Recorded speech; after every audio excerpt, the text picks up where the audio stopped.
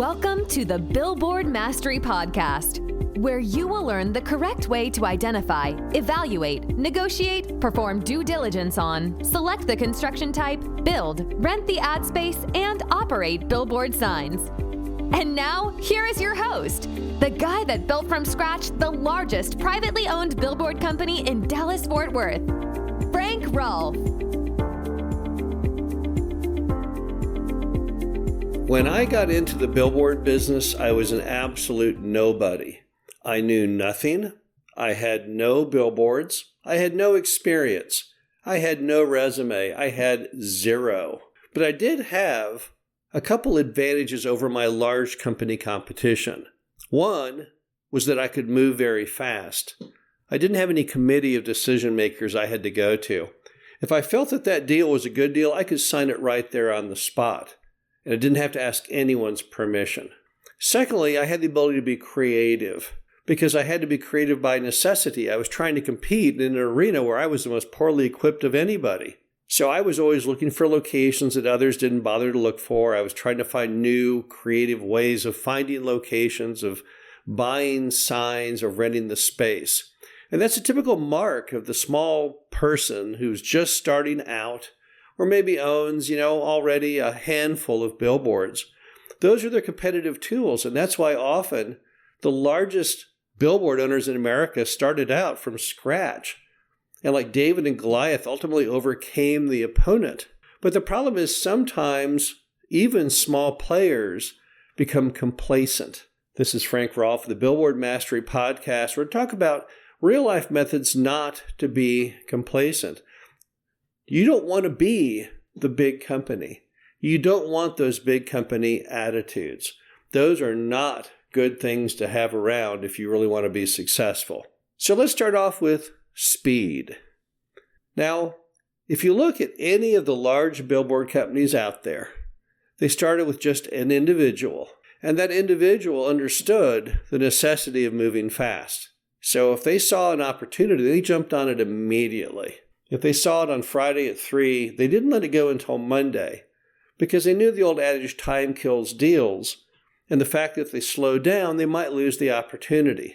But another part of that is simply the fact that when you start out and you're small, it's all your money.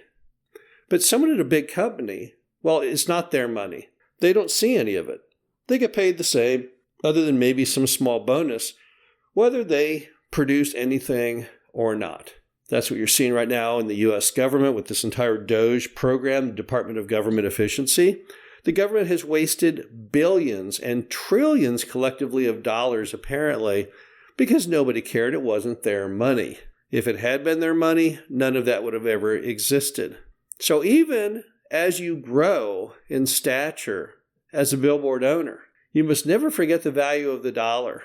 And you must always be listening in the back of your head to the mantra of Chainsaw Al Dunlap, the corporate raider of the 70s. He had a 6-word mantra: sell, sell, sell, cut, cut, cut.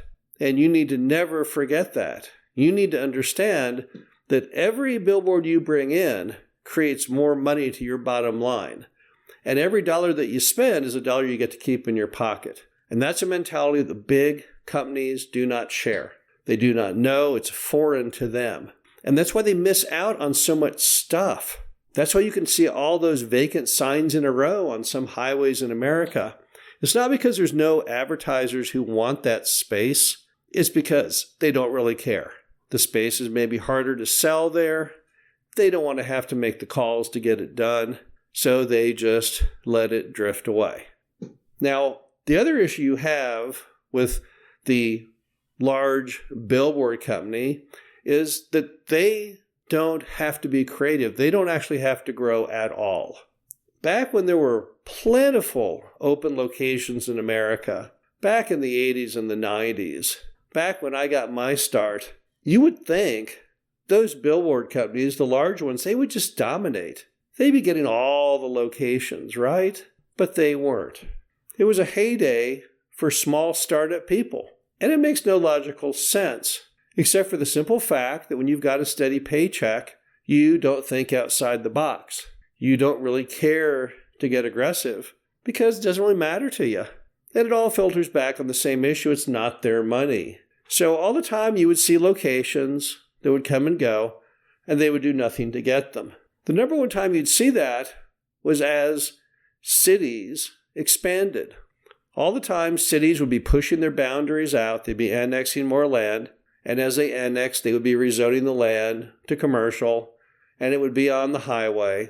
And it was very obvious that there were locations there, but they didn't do anything about it. Or there'd be a new highway built, but they never bothered to do a thing about it. When they built Interstate 20 east of Dallas, I was the first guy out there getting leases before the highway was even built. The Department of Transportation in Texas gave out all of the granular detail of exactly where the highway would go. So I simply got one of the maps. I found the owners of the land on both sides of the highway, and I started pitching them, building billboards on them before the highway had even been formally announced to the public. What do you suppose happened? By the time the highway got built, small operators such as myself already had all the locations. And when the big companies came in, they couldn't find anything. All they could do was try and buy the locations from the small guys who would beat them to the punch. Creativity also extends just to even how you negotiate with the property owner. Maybe they want a higher percent than the big company is willing to get them. Maybe they want more bonding. Maybe they want something special. I wouldn't steal a location from a big company simply because the advertiser wanted to advertise on the billboard for the first 2 years. It was not a strange request. The sign was in the parking lot of an apartment complex, and the apartment wanted to have the sign's use for the first 2 years to help lease up their space. Now, I couldn't afford to let them have it for free, so I gave them an extraordinarily low rate for both sides of the sign for 2 years. It all worked out great.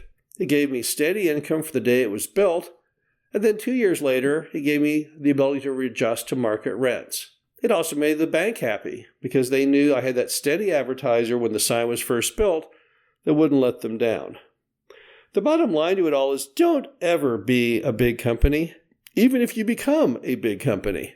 No matter how big you are, you never want to get into those really bad behavioral patterns of losing your competitive nature, of being slow and procrastinating, or losing your complete sense of creativity. Now, the top companies in America today are not the big companies. If you say who is the best in this market, it's rarely those large ones. It's smaller groups that actually employ the sense of urgency, the sense of creativity, and the sense of really trying hard to be the best that they can be. This is Frank Rolfe of the Billboard Mastery Podcast. Hope you enjoyed this. Talk to you again soon. Thank you for listening to the Billboard Mastery Podcast. Be sure to visit us at www.billboardmastery.com, where you can find past episodes of this show, plus an array of information to help you successfully build, buy, and operate billboard signs.